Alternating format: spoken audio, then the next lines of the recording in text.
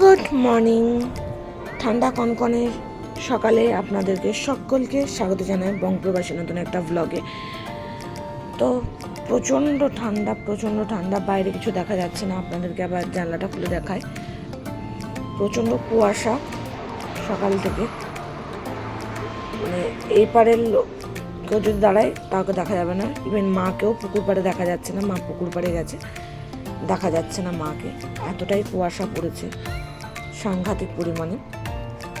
আর এদিকে ঠাকুরও একবারে গুটিসুটি মেরে বসে আছে, দেখুন ঢাকা নিয়ে। ঠাকুরকেও ঢাকা দেওয়া হয়েছে, যেহেতু পৌষ মাস মাঘ মাস এগুলোতে ঠাকুরকে ঢাকা দেওয়া হয়। এখনও ঠাকুর ঢাকা থেকে ওঠেনি, ঠাকুরেরও খুব ঠান্ডা লাগছে, কি আর বলবো। তো চলুন আজকে সারাদিনে কী হয়। আজকে একটু অন্যরকম মুডে আছি, কারণ বলেইছিলাম যে নেক্সট যেদিন কুয়াশা হবে বা একটু ঠান্ডা হবে সেদিন বাড়িতে একটু খিচুড়ি মাংস হবে। আর এটা আজকে ঠাকুর ঘরে লাগানো হবে। তো সব গুছিয়ে বাগিয়ে নিয়ে চলুন, তারপর নিচে যাব। এগুলো আগে ঠিকঠাক করে ঘর দোর একবার পরিষ্কার পরিচ্ছন্ন করে নিই, তারপরে নিচে যাচ্ছি।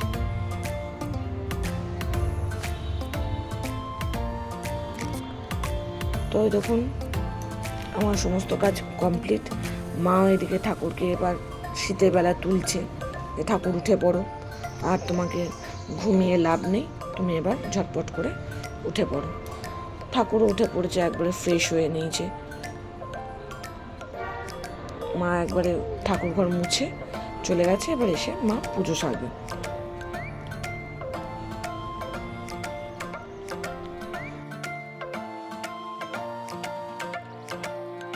তো আমি এবার নিচে যাব, নিচে গিয়ে এবার চা করবো। তো চলুন যাই।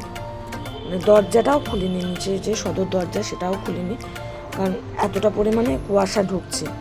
আর ঠাকুমার ধরুন যেহেতু বয়স হয়েছে, ঠাকুমার ঠান্ডা লাগবে, তো সেটা খোলাও হয়নি। তো দেখুন মা লক্ষ্মী কাজ করছে, তো বোঝাই যাচ্ছে না যে কেউ ওখানে বসে আছে, এতটাই কুয়াশা।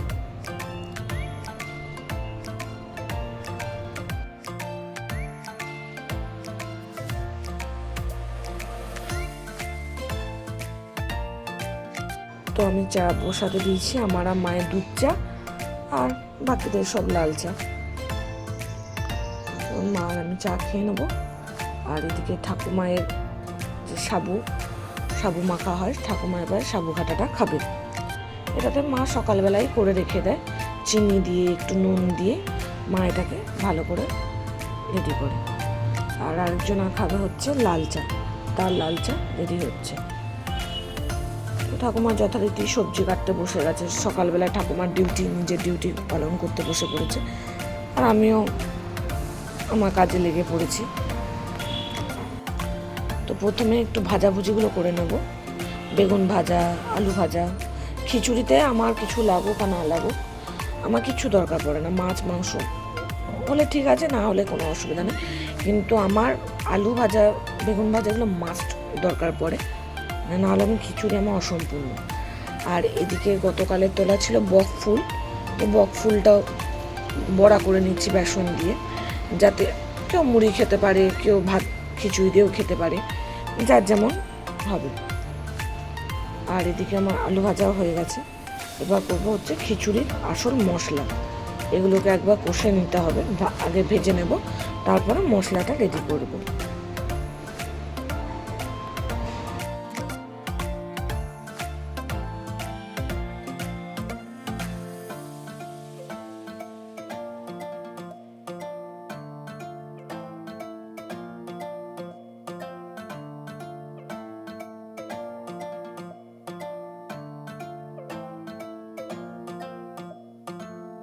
তো এদিকে মশলাটা ততক্ষণ কষতে থাকি, আর মাংসটা এদিকে প্রায় বরফ গলে গেছে, মাংসটা সে করবে।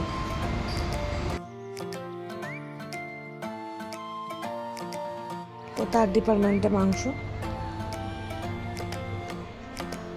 তো আমি মশলাগুলো করে নিয়ে মাকে সব দিয়ে দিয়েছি। আর এদিকে মা যেহেতু দেখছে রোদ উঠেছে, সেহেতু একটু জোয়ান, জিরে, মৌরি, মুসুর ডাল সব রোদে দিয়েছে।